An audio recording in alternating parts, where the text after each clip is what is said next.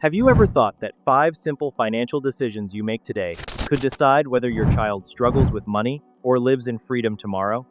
Most parents focus on school grades and behavior, but completely ignore the financial blueprint of life. And that blueprint is usually formed quietly, long before adulthood. Money habits learned in childhood don't disappear. They compound just like money itself. This isn't theory. These are real-world strategies used by wealthy families to pass stability forward, not stress. Stay until the end, because decision number 1 shapes everything else. Number 5. Open a savings account early. Opening a savings account for your child isn't about the account, it's about behavior training. Start early, even if it's small. Open a separate account in their name or a dedicated sub-account if your bank allows it. Set an automatic transfer 5% of your income or even a fixed amount like $20 a month.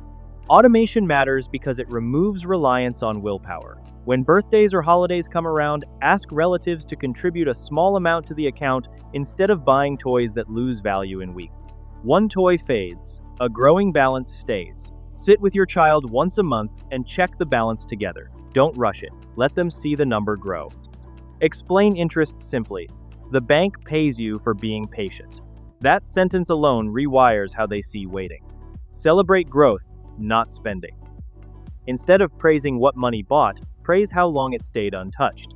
This creates emotional attachment to saving instead of consuming. Over time, saving stops feeling like a rule and starts feeling normal.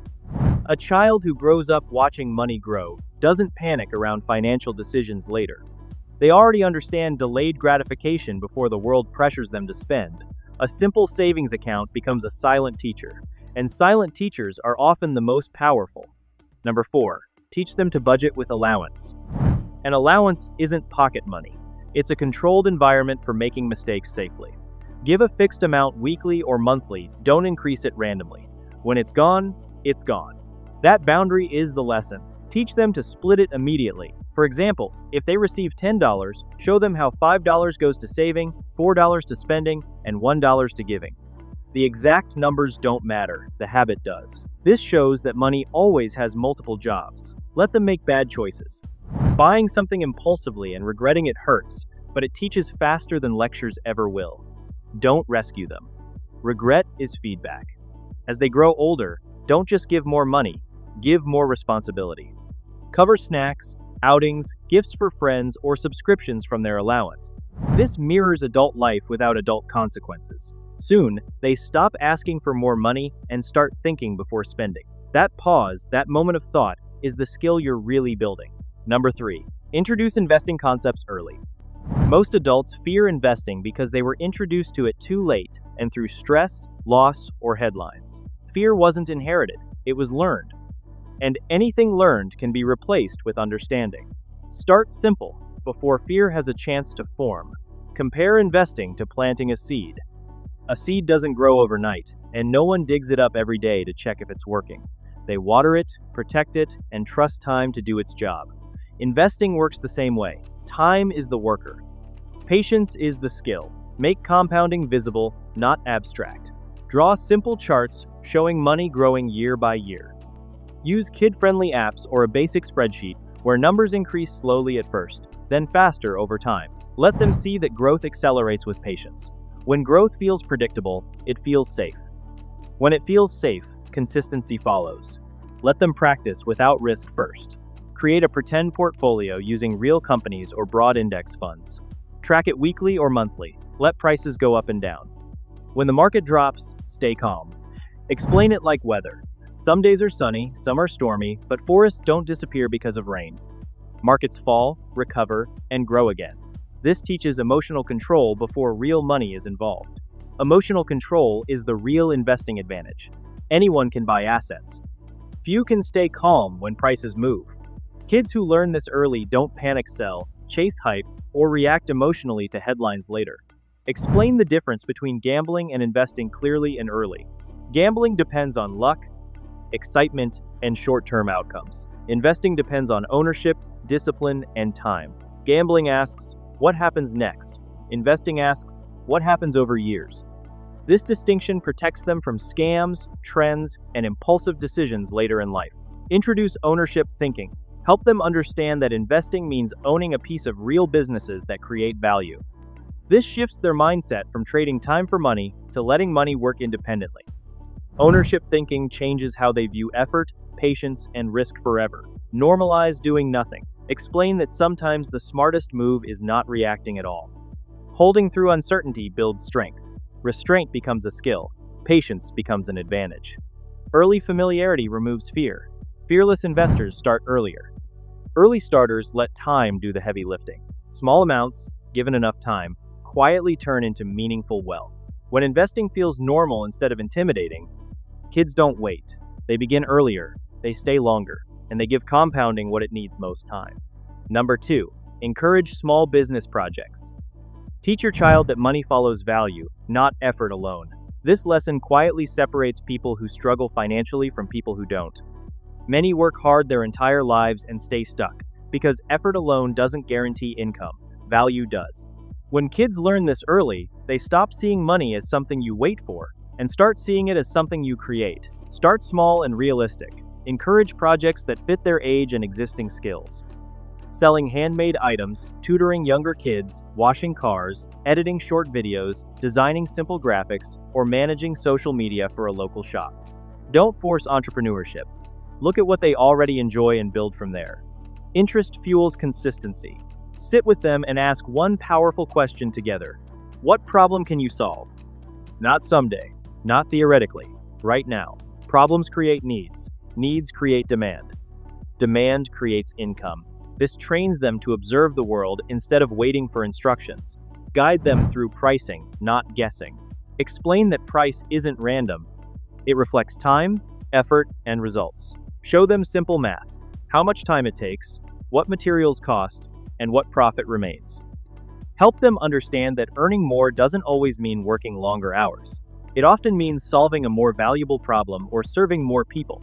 Teach customer service early because trust is currency. Show them how being on time, communicating clearly, and delivering what was promised matters more than talent alone. Explain that people don't just pay for results, they pay for reliability. Trust brings repeat customers. Repeat customers create stability.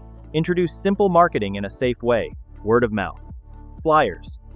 Family referrals. Basic social media exposure with supervision. Let them see how attention turns into opportunity. Marketing teaches confidence, communication, and visibility skills that multiply income in every career. When money comes in, don't let it vanish.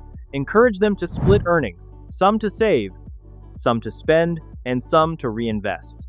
Reinvestment could mean better tools, learning new skills, improving quality, or reaching more customers. This habit alone separates consumers from builders, and it compounds for life. Let them experience setbacks without rescuing them. If a customer says no, if sales are slow, or if a project fails, don't panic. Help them reflect instead of quit. Ask what worked, what didn't, and what could improve next time. Failure becomes feedback, not fear.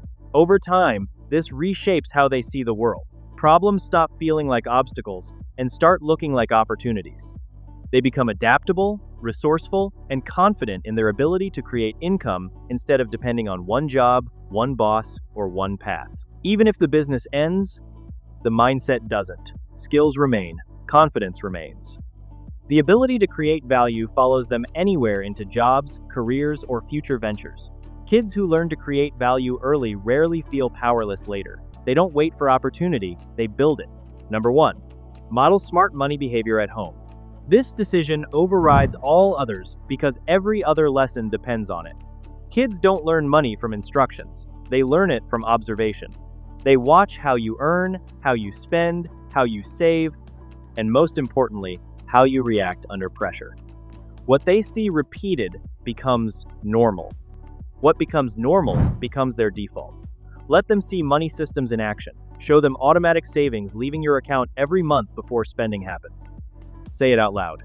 This goes to savings first, because future US matters. When you delay a purchase, explain why. Not as a lecture, but as a choice. We could buy this now, but we're choosing something better later. That sentence teaches patience without preaching. Let them hear real decision-making, not perfection. Talk openly about why you say yes to some purchases and no to others. Explain trade-offs in simple language. If we buy this, we delay our vacation. Or, this fits our plan, that one doesn't. Money stops feeling emotional when logic is visible. Share past mistakes, honestly. Tell them about times you overspent, didn't save, or made a bad financial decision and what it cost you. Not to scare them, but to normalize learning. When mistakes are discussed calmly, money loses its power to create shame or fear. Involve them in family budgeting at an age-appropriate level. Show them goals on paper or a screen. Let them see progress bars fill up. Track savings for a trip, a purchase, or an emergency fund together. Planning becomes something families do, not something adults hide. When financial stress shows up, and it will model emotional control, kids don't need perfect finances. They need stable reactions. If parents panic, kids learn fear. If parents stay calm and solution-focused, kids learn resilience. Emotional responses to money form beliefs long before numbers do. Let them see consistency, not extremes. Not obsession, not deprivation. Just steady, intentional behavior. Consistency teaches trust. Trust that effort leads somewhere and planning actually works. Before accounts, before budgets, before investments, there is example. Long before children touch money themselves, they learn how money feels. Your daily behavior becomes their internal blueprint for adulthood. And that blueprint lasts longer than any lecture ever could. Teaching kids financial decisions early is a lifetime advantage. Small decisions today quietly create powerful adults tomorrow. Start now, stay consistent. Time is your greatest asset. Like, subscribe, and comment if you want smarter parenting and real-world wealth strategies. In the next videos, you'll learn how to teach teenagers investing, how wealthy families educate kids about money, and the simple systems that build financially unstoppable households.